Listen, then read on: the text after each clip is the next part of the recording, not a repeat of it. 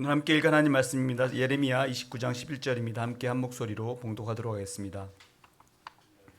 너희를 두고 계획하고 있는 일들은 오직 나만이 알고 있다. 내가 너희를 두고 계획하고 있는 일들은 재앙이 아니라 번영이다. 너희에게 미래에 대한 희망을 주려는 것이다. 나 주의 말이다. 아멘. 이 시간 우리 인생의 최종 설계사라는 제목으로 이영원 목사님께서 말씀 전하실 때 큰 은혜 받으시기 바랍니다. 나오실 때 큰 박수로 환영하겠습니다.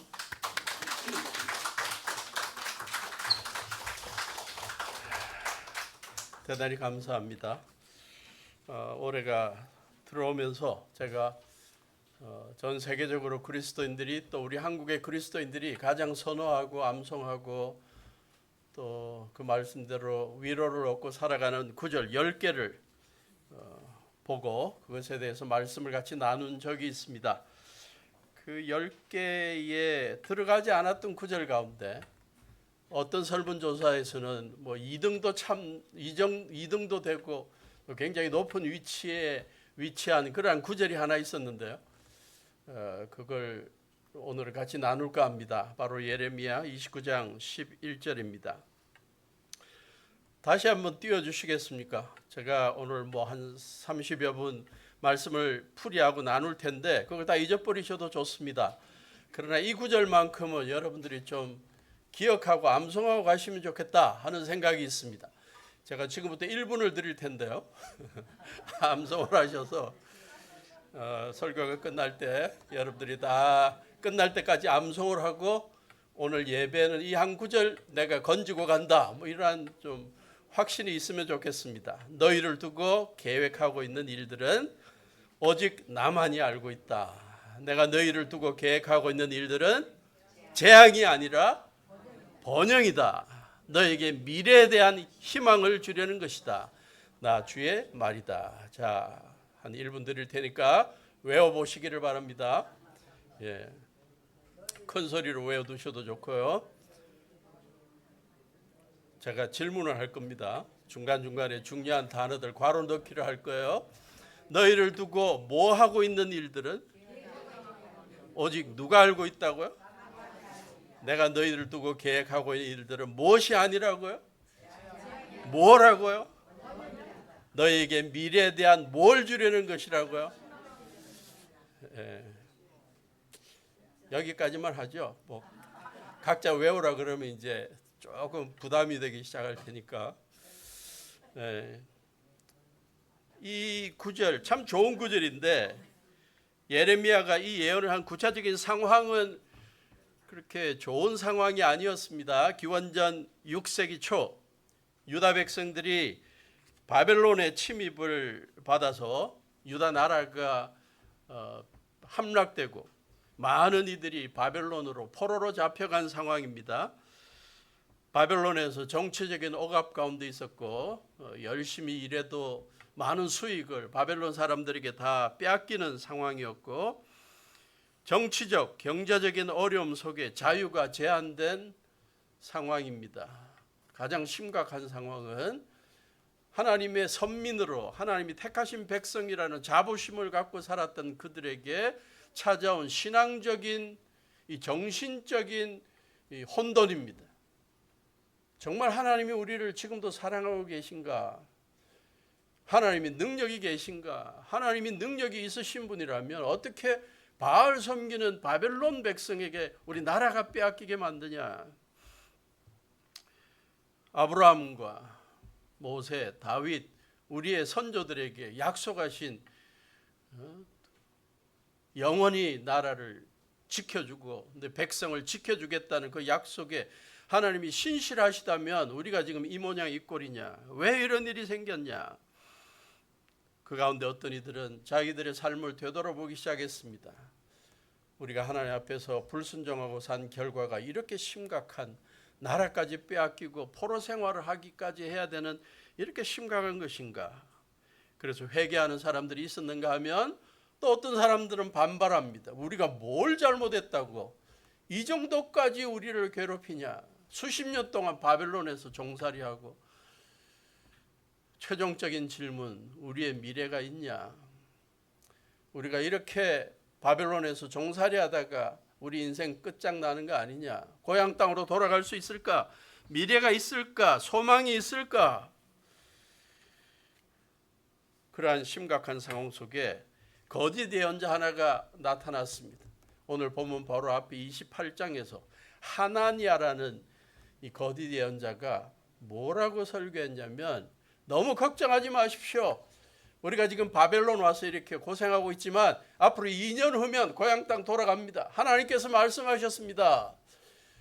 그래서 너무 헛된 희망을 불어넣어 주는 거예요. 예레미야가 그걸 듣고 저 엉뚱한 소리 하는 거 봐라. 우리가 영적으로 다시 회개하고 마음 추스리는데 더 오랜 시간이 걸릴 수 있는데, 그래서 백성들 앞에서 2년이 아니라 70년이다.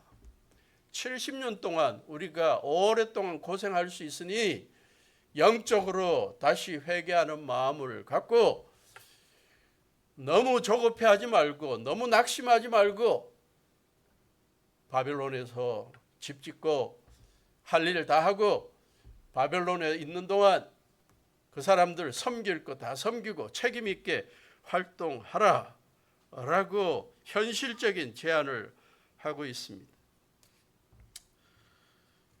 어떤 면으로 예레미야가 이 예언을 할 때의 상황과 우리의 지금 현실의 상황은 정치적으로나 국제적으로 차이가 많이 있지만, 그러나 뼈대는 예레미야의 메시지에 뼈대는 우리가 적용할 수 있고 우리가 믿음으로 받아들일 수 있는 메시지라고 봅니다. 하나님께서 유다 백성들에게 계획이 있으셨던 것처럼 우리들에게도 계획이 있으시다. 하나님의 계획은 우리들 재앙을 경험하게 하는 게 아니다. 우리가 더 번영하는 거다. 우리에게 미래가 있고 희망이 있다는 걸 알려주는 거다. 우리 모두가 바라는 메시지가 아닌가 그렇게 생각합니다.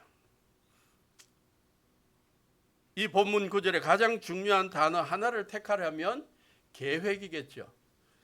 너희를 두고 계획하고 있는 일이 있다. 내가 너희를 두고 계획하고 있는 일은, 계속 반복적으로 계획이라는 단어를 쓰고 있습니다. 히브리어로 계획이 뭐냐? 여러분들이 제일 싫어하는 게 설교자가 설교 중에 뭐 히브리어가 어떻고 헬라어가 어떻고 그래도 뭐 한번 해야죠. 마흐샤바, 마흐샤바 한번 따라 하실래요? 마흐샤바. 예. 영어, 히브리어 영어 단어 사전에 보면 여러 가지 단어로 번역되고 있습니다. 마흐샤바는 thought, 생각이라고 번역되기도 하고, plan, 계획이라고 번역되기도 하고, 방법, device라고 번역되기도 하고, 목적, purpose라는 그러한 단어로 번역될 수도 있다. 구약 성경에서 사용되고 있는 수많은 구절들을 상황에 맞게 번역하다 보면 저러한 것들이 사용되기도 한다. 그래서 우리 한국어로 번역할 때 어떤 번역은 개역 개정에 보니까 너희를 향한 나의 생각을 내가 안다. 그래서 이걸 생각이라고 번역했어요. 그런데 생각은 너무 좀 광범위하죠. 너무 좀 추상적입니다. 그래서 저는 계획이라는 단어가 굉장히 좋다고 보는데, 더 좋은 단어가 있다면 device, 방법인 것 같아요. 단순한 계획이 아니라 그 계획을 이루어 나가는 구체적인 방법까지도 하나님 갖고 계신다. 아, 이 단어로 번역하니까 막 머리에 쏙 들어오는 거예요. 하나님은 그냥 계획을 하지만 구체적인 방법도 없이 그냥 내질러 버리는 하나님이 아니다. 하나님은 구체적인 방법, 타이밍까지도 다 알고 계시면서 계획하시고 목적을 이루시는 하나님이다. 계획이라는 단어, 우리가 초중고등학교 때 많이 선생님들이 많이 강조했던 단어죠. 방학 때가 되면 뭘 작성하라 그럽니까? 생활계획표. 늘 잠만 자고 놀기만 하지 말고 계획표에 따라 언제 기상해서 언제 공부하고 뭐 이런 거, 옛날 아련한 추억이 되살아날 겁니다. 그때마다 막 하루에 열 몇 시간씩 공부한다고 막 해놨는데 실제는 게임하더라. 그런데 초중고등학교 때만 이 계획의 중요성을 우리가 강조한 건 아니죠. 직장 생활하면서도 우리가 제일 중요하게 생각하는 게 계획입니다. 매년마다 11월 12월이 되면 내년 계획서를 내라 그러고 10월 11월이 되면 계획에 대해서 평가를 하고 그게 시달리는 게 직장 생활이죠. 이 계획이 굉장히 중요합니다. 그래서 성공하는 인생을 위해서 계획하고 계획대로 살아가는 것이 얼마나 중요한지를 우리는 배워왔고 또 경험하고 있습니다. 요즘 새롭게 부각되는 전문 직업인 계획하는 게 너무 싫으니까, 머릿속이 싫으니까 누구에게 맡겨버립니까?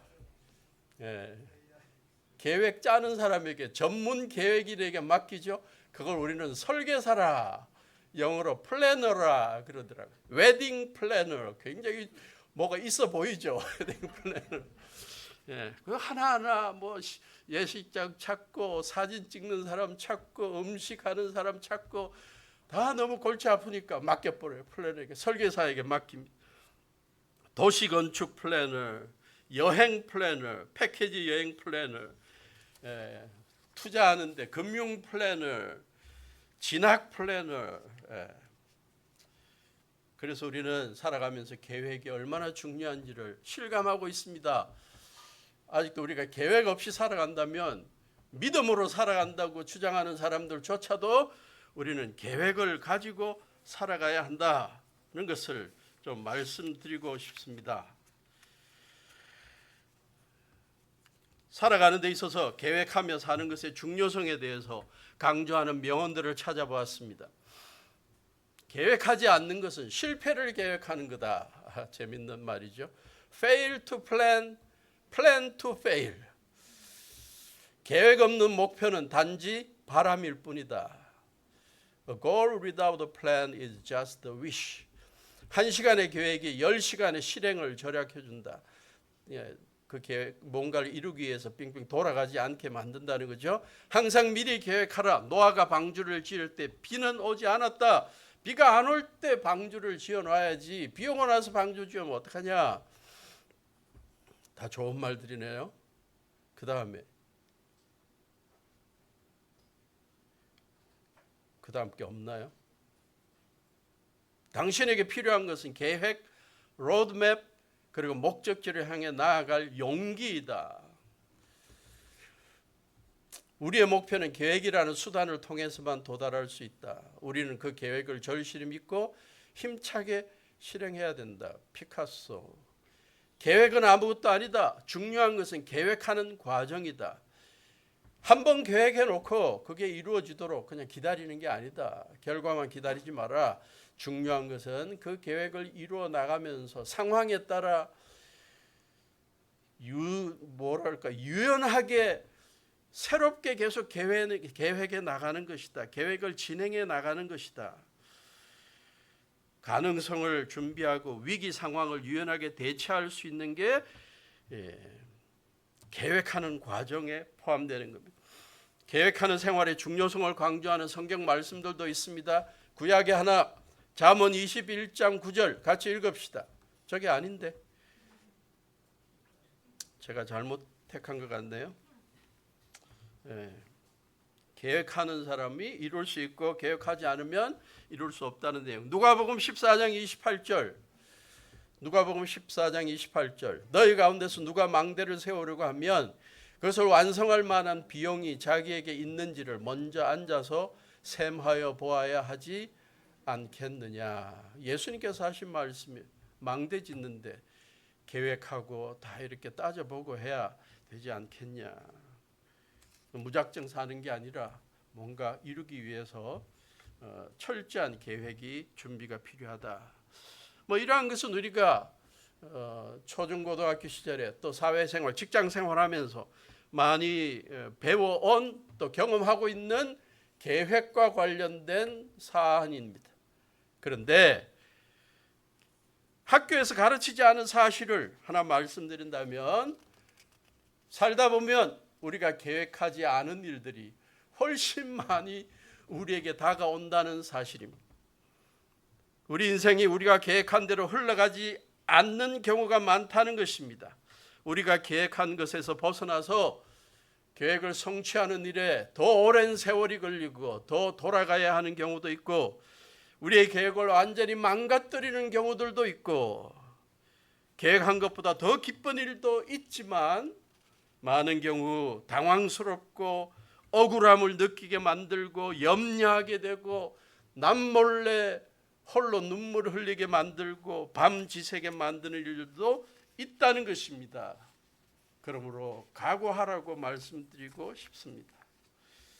성경은 그래서 말합니다. 놀라지 마라, 염려하지 마라.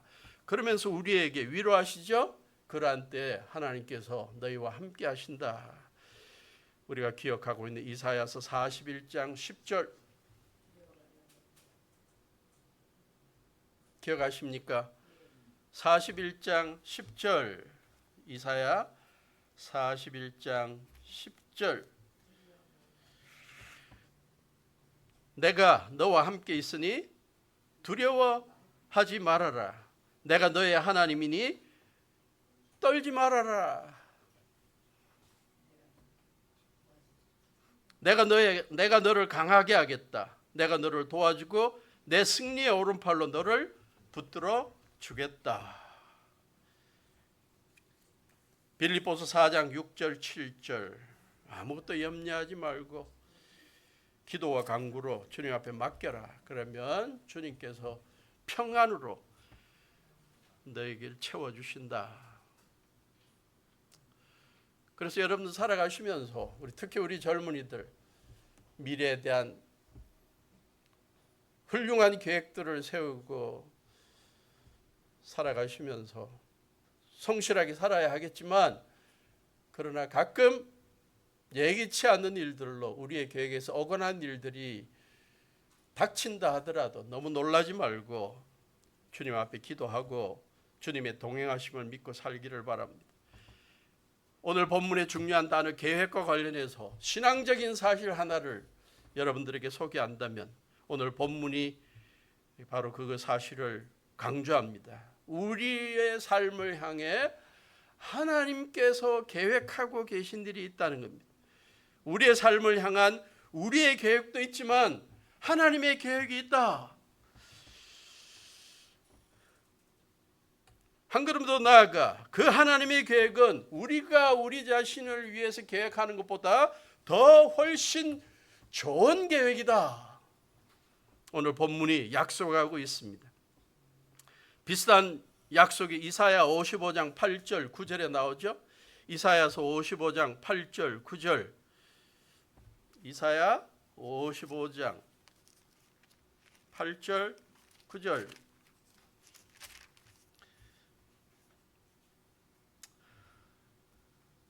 나의 생각은 너희의 생각과 다르며 너희의 길은 나의 길과 다르다. 하늘이 땅보다 높듯이 나의 길, 여기 계획이라고도 볼 수 있죠. 나의 계획은 너희의 계획보다 높으며 나의 생각은 너희의 생각보다 높다.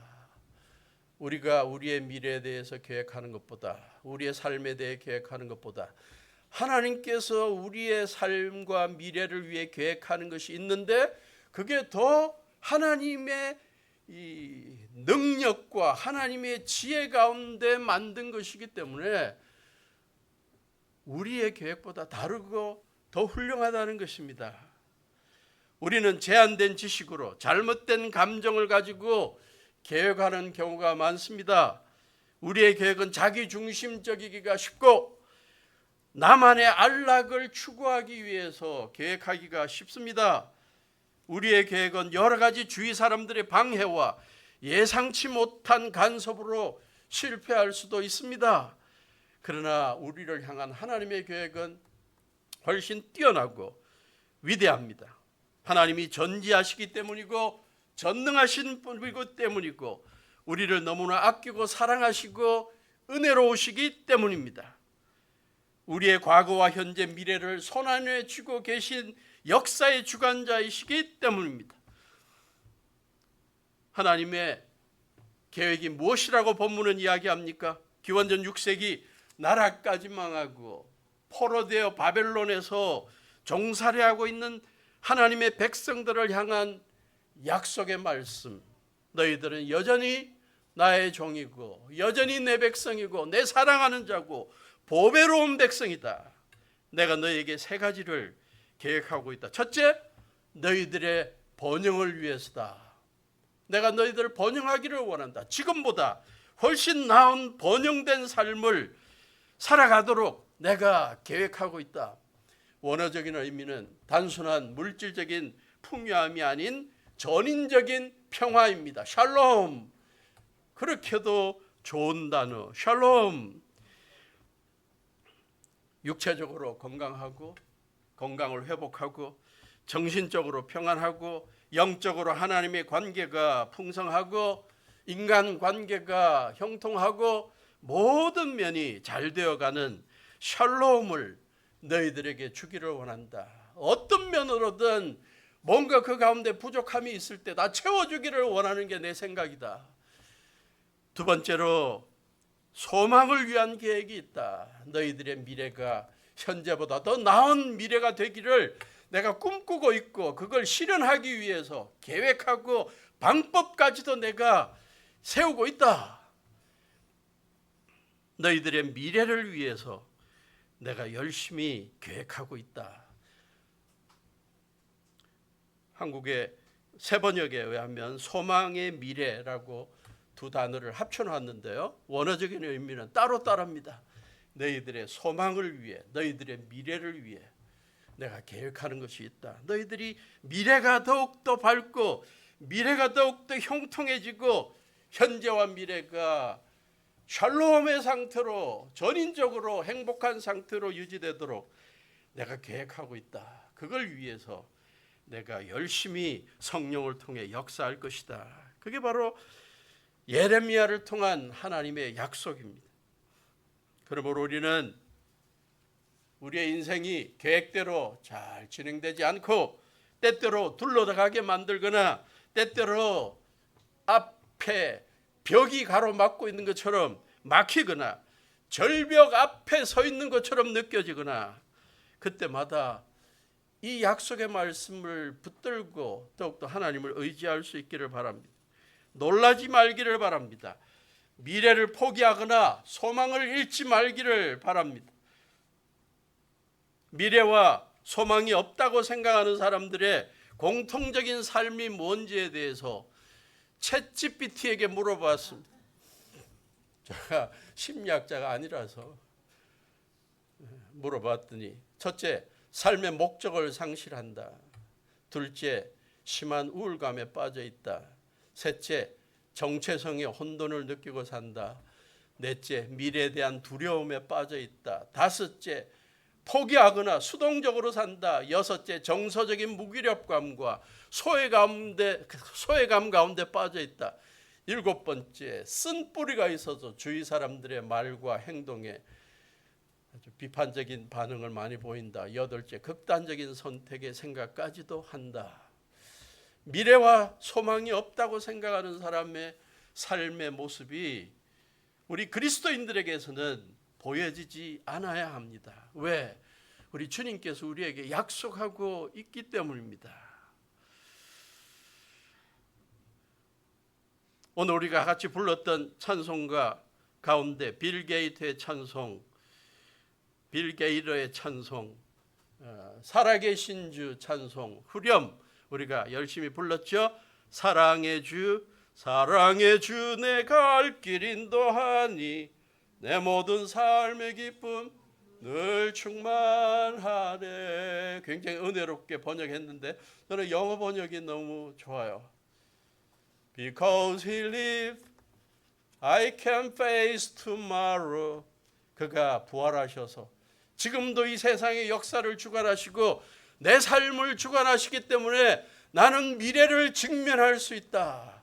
Because he lives, all fear is gone. 나의 두려움이 다 사라졌다. 그 다음 구절, Because I know he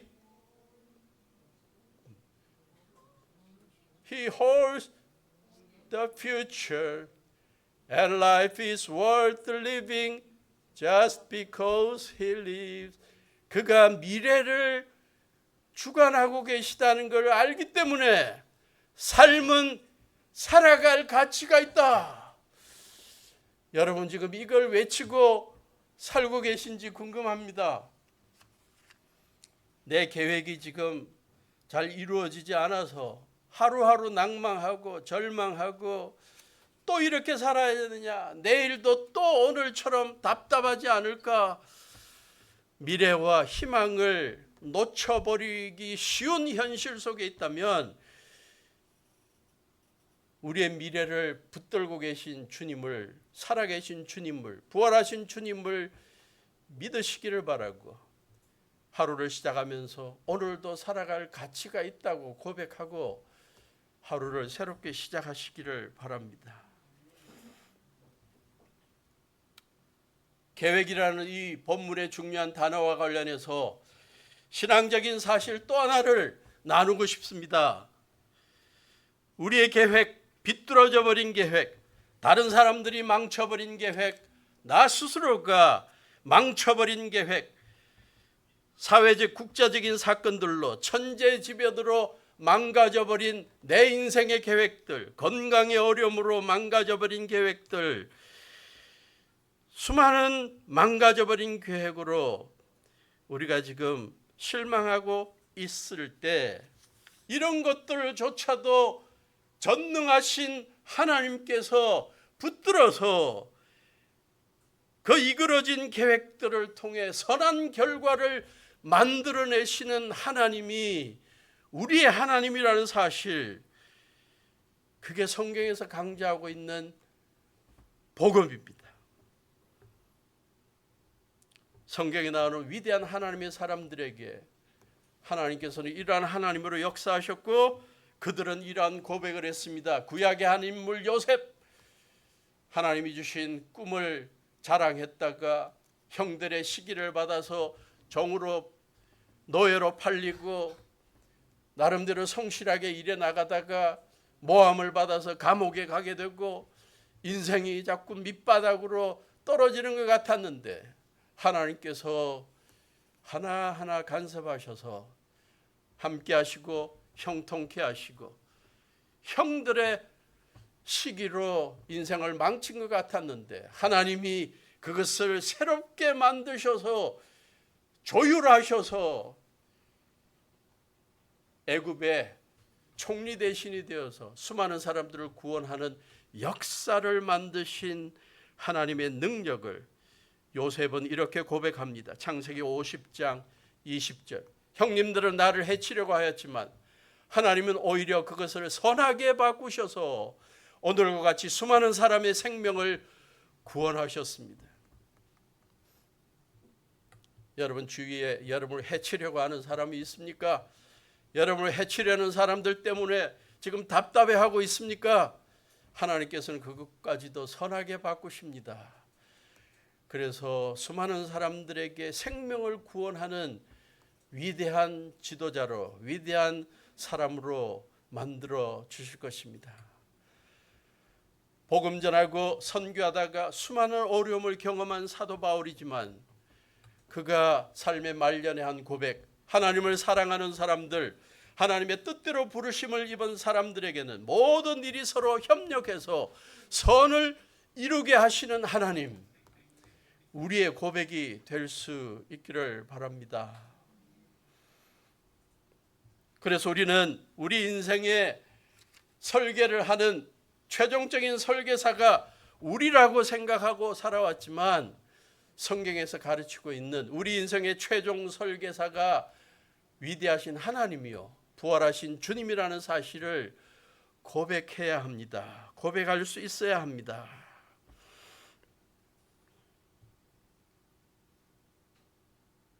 사흘 전에 우리 사랑하는 딸내와 손녀가 인천공항에 도착한다는 소식에 기쁨으로 올라가서 맞이해서 고속도로를 타고 내려오는데 아직도 신기해요. 저는 내비게이션 따라 열심히 충실하게 내려온다고 왔는데 중간에 길을 잃어버렸어요. 그래서 보통 오던 길이 아니다, 이상한 데다 라고 봤더니 서해안 고속도로로 빠졌습니다. 그래서 당황했는데 갑자기 내비게이션에서 하는 말, 너는 고속도로 길을 잘못 택했기 때문에 인생이 끝났어요. 뭐 이런. 당신의 잘못된 길로 목적지에서 벗어났으니 이제 실망하고 포기하세요. 뭐 이런 말이 나올 줄 알았는데 아니에요. 보통 뭐라고 나옵니까? 새로운 경로로 안내하겠습니다. 얼마나 이게 복음인지. 내 인생에 잘못된 길로 갔는데 너 인생 종쳤다라는 말이 아니라 새로운 길로 안내하겠습니다. 아주 친절하게. 그래서 조금 가다 보니까 이전 길에는 휴게소도 없었는데 새로운 길에는 휴게소가 있는데 그 휴게소가 섬에 있었어요. 가까이 바다가 보이고 맛있는 음식도 있고 이전보다 더 나은 경로로 오게 된 것입니다. 우리 인생도 가다가 잘못된 길로 들어섰다 할지라도 주님께서는 우리를 인생 끝났다고 말하지 않습니다. 새로운 경로로, 더 좋은 경로로 안내해서 우리의 삶을 더 풍요하게 샬롬으로 인도하십니다. 그리고 그 하나님의 함께 하시고 우리의 삶의 계획을 더 선하게 만드셔서 최고의 작품으로 만들어 가시는 하나님의 역사가 지금도 진행되고 있다는 거예요. 말씀을 준비하다가 19세기 영국 화가 이야기를 접하게 되었습니다. J.M.W. 터너라는 분입니다. 지금도 영국에서 최고의 화가 가운데 한 분으로 인정받고 있다고 합니다. 시대를 앞서는 그러한 작품들을 많이 만들었고 특히 이 빛을 묘사하는 데 있어서 아주 굉장히 뛰어난 작품들을 많이 만들었다고 합니다. 14살 때부터 그림에 신동이 와서 영국 미술원, 그래서 최고의 그 미술 학교에 입학해서 그 전시회도 하고 그런 뛰어난 사람입니다. 근데 이분의 특이한 행동이 하나 있다면 그분은 어디에 중요한 그 전시회에 작품을 발표하면 보통 사람들은 발표하고 나면 그게 걸어놓으면 끝나잖아요. 근데 이분은 그러지 않는데요. 전시회 중에도 자기 작품을 보고 좀 미흡하다고 생각하면 가서 또 고친대요. 그게 특이한 거예요. 역사상 굉장히 특이한 한 사건이 있고 또 이분의 삶이 굉장히 특이해서 영화까지 나왔습니다. 미스터 터너라는 영화가 나왔는데요. 1832년에 영국 왕국미술원 전시회에서 있었던 일입니다. 자기하고 쌍벽을 이루었던 존 컨스터블이라는 친구 겸 그 뭐라 그럴까요? 작품을 둘 다 너무 위대하게 만들어서 늘 서로 이렇게 대적하던 그러한 사람인데 그 전시회에 이 존 컨스터블의 작품이 굉장히 큰 작품이 걸리고 이 터너의 작품이 바로 옆에 조그맣게 걸렸는데 비교해 보니까 자기에게 너무 볼품이 없고 뭔가 좀 특징이 좀 부족하다. 그래서 자기가 특이한 행동을 하죠. 그게 영화의 한 장면에 나오는데 유튜브에 나와 있어서 한번 나눠보기를 원합니다.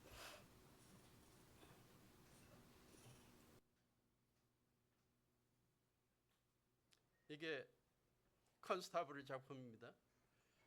워털루 다리의 개통이라는 작품인데 13년 동안 그려서 만든 걸 저렇게 소개했고요. 자기 작품은 네덜란드의 무슨 조그만 항구 도시의 배를 그리는 겁니다. 근데 서로 비교하니까 자기께 좀 너무 좀 완전하지 않다 그래서 붓으로 빨간 걸 하나를 저렇게 전시대인데 그립니다. 사람들이 뭘 하는지 몰랐죠. 왜 작품을 망치냐고 사람들이 I 비판하고. believe Mr. Turner knows well enough what he's doing, Sir Martin. You think so? He's ruined a masterpiece. I think not. 그러나 컨스타블은 저기에서 생각하니까 저 빨간 거 칠한 게 최고의 한 수였다고 생각돼서 자기 작품하고 비교하니까 볼품없다고 생각해서 I 떠나버립니다. mean, why would he go and destroy a perfectly good painting? Sheer mockery. My sympathies with Constable. He's got a damn fine picture here and he's made a damn mockery of it. Method in the madness, gentlemen. That is, if that is method, it is pure madness. What is it? That prattling laughter, Mr. Carew. I'll wager we've not seen the end of this. He may surprise us yet. 역사의 기록에 의하면 저렇게 빨간 거 칠해놓고 그 다음 날 가서 다시 또 작품을 완성했다고 합니다. Ah, Mr. Turner, we were just wondering if I said he wasn't finished.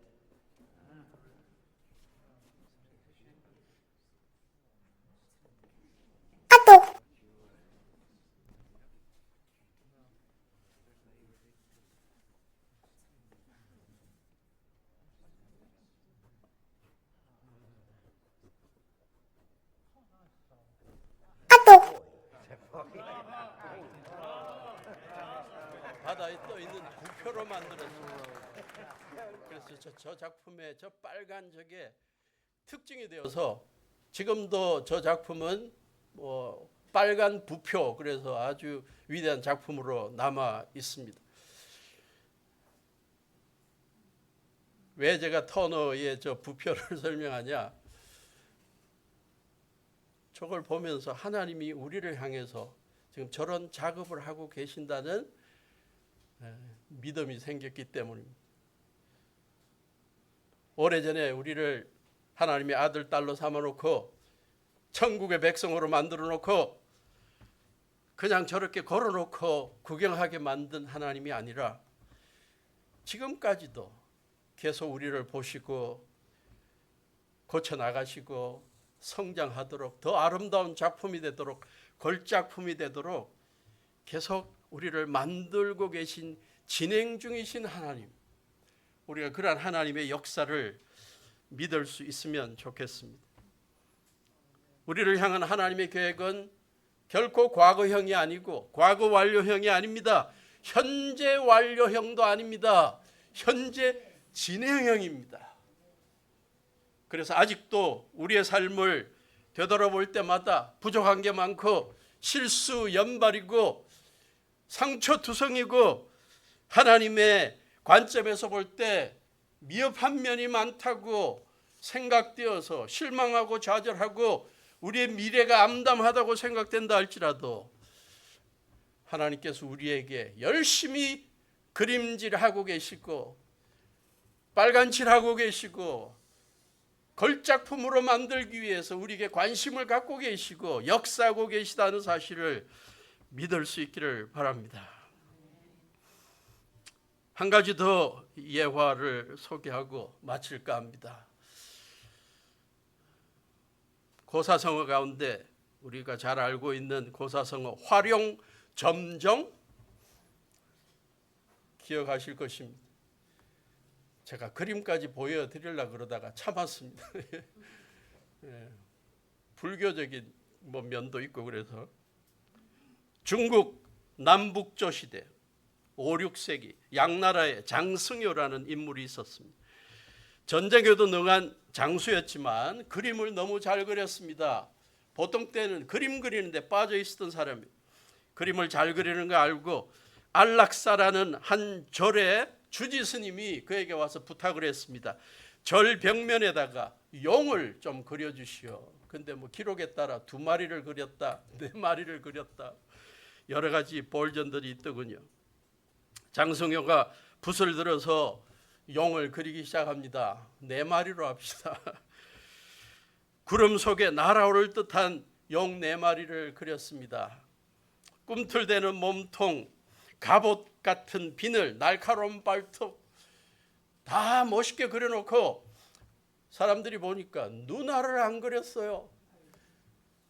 그래서 사람들이 왜 눈알을 안 그렸냐 그랬더니 그가 하는 말, 저기에 눈알을 집어넣고 나면 여기 날아가 버릴 거다. 그러니까 사람들이 믿지를 않아요. 무슨 그런 말을 하냐. 그래서 눈알을 그렸더니 그린 용 2마리가 날아가 버렸다. 안 그린 2마리만 남아있더라. 그래서 점정은 뭘 이야기하죠? 어떤 사람이 일을 할 때 최선을 다했지만 마지막 최선을 다해서 최고를 만드는 경우를 활용점정이라고 합니다. 가장 요긴한 데를 완성해 일을 마무리하는 거다. 제가 이 고사성어를 생각하면서 그건 뻥이야 라는 말이 생각이 먼저 들었지만 무슨 생각이 들었냐. 우리 인생의 활용점정을 이룩할 수 있는 분은 우리의 하나님, 우리 주님뿐이다. 우리 인생 열심히 산다고 살아오지만 계획을 열심히 실현한다고 최선을 다하지만 우리의 삶에 최고의 정점을 찍어주고 방점을 찍어서 우리 인생이 가장 행복하게 샬롬으로 형통하게 만들어주시는 주님의 간섭이 있다고 믿고 살자. 그래서 지금까지 우리의 삶을 만족하지 말고 더욱더 믿음 안에서 주님의 역사를 기대해 보자.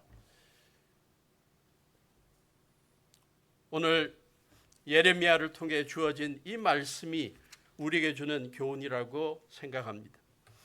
우리 인생의 최종 설계사 하나님 앞에서, 우리 주님 앞에서 하나님께서 다 하실 거니까 우리는 그냥 아무것도 안 하고 기다리자라는 게 교훈일까? 그건 아니죠. 오늘 본문에 보니까 29장 11절 바로 다음에, 예레미야 29장 11절 바로 다음에 12절 13절에서 하나님의 백성들의 해야 할 일을 가르쳐 주죠.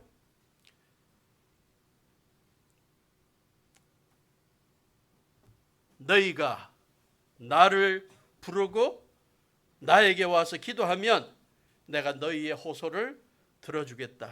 13절 너희가 나를 찾으면 나를 만날 것이다. 너희가 온전한 마음으로 나를 찾기만 하면 내가 너희를 만나 주겠다.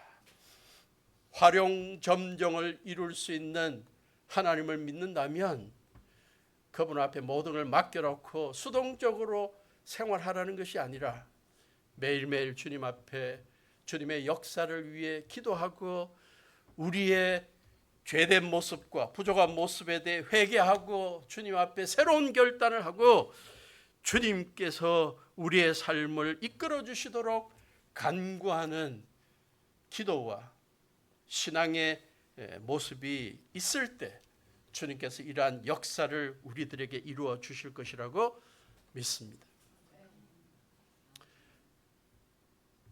우리의 지금까지 살아온 연수가 얼마인지에 상관없이 우리는 주님 앞에 우리의 인생의 미래에 더 위대한 일들과 더 거룩한 일들을 이루시는 하나님을 기대하며 신앙생활 할 수 있기를 바랍니다. 현재의 모습에서 만족하고 살아가는 게 아니라 우리의 삶에 방점을 찍어주실 우리의 삶의 최고의 것들을 미래에도 열어놓고 계신 주님을 생각하며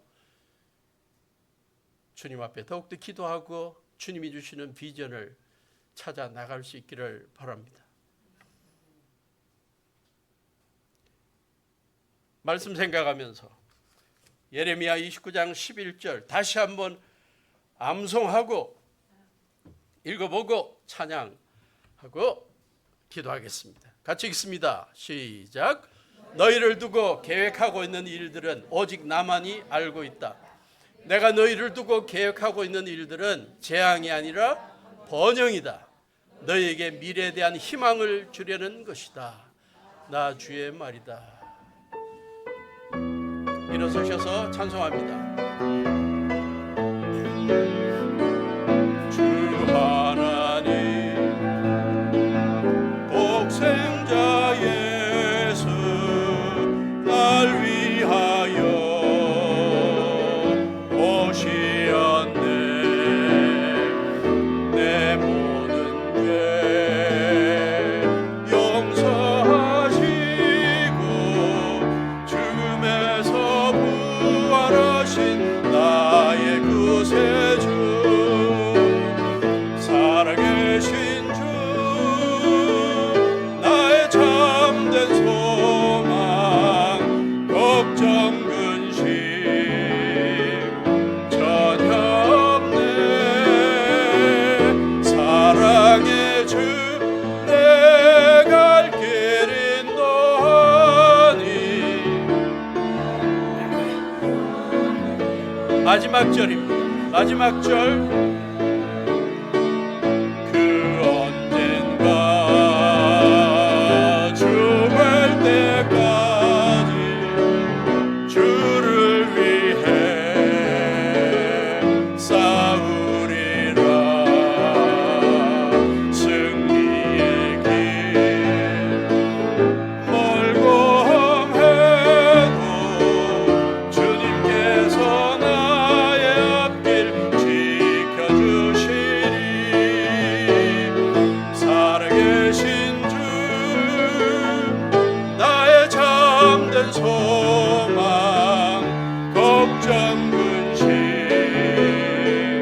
전혀 없네. 사랑의 주 내 갈 길 인도하니. 내 모든 삶의 기쁨 늘 충만하네.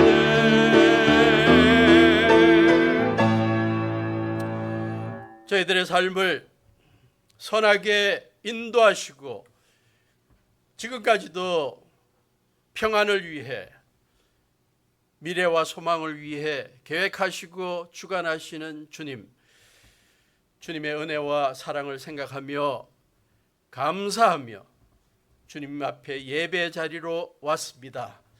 주님께 예배드리고 찬양하고 간구하며 주님의 뜻을 듣고 다시 한번 믿음의 사람으로 살기를 다짐합니다. 저희들의 믿음을 받아주시고 저희들의 삶을 통해 영광 받아 주시옵소서. 주님께서 베푸르신 은혜가 너무나 감사해서 감사의 예물을 드리는 성도들 기억하시고 귀한 성도들의 삶에 더욱더 감사가 넘치도록 축복해 주시고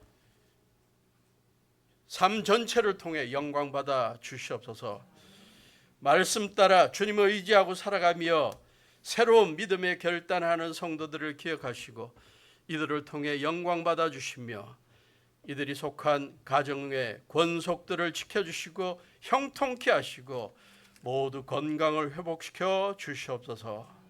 주님의 몸된 교회를 지금까지도 아름답게 이끌어 주신 주님, 귀한 우리 교회를 통한 우리 교회를 위한 주님의 선한 계획을 늘 믿고 주님 앞에 마음껏 쓰임받는 교회가 될 수 있도록 주님 함께해 주시옵소서. 이제는 우리 주 예수 그리스도의 무한하신 은혜와 아버지 하나님의 지극하신 사랑하심과 성령님의 동행하심이 우리를 향한 하나님의 계획을 붙잡고 희망을 갖고 미래를 갖고 샬롬의 약속을 붙들고 힘차게 살아가기를 다짐하는 귀한 성도들 위해 지금부터 영원토록 함께 하시기를 예수님의 이름으로 간절히 축원하옵나이다.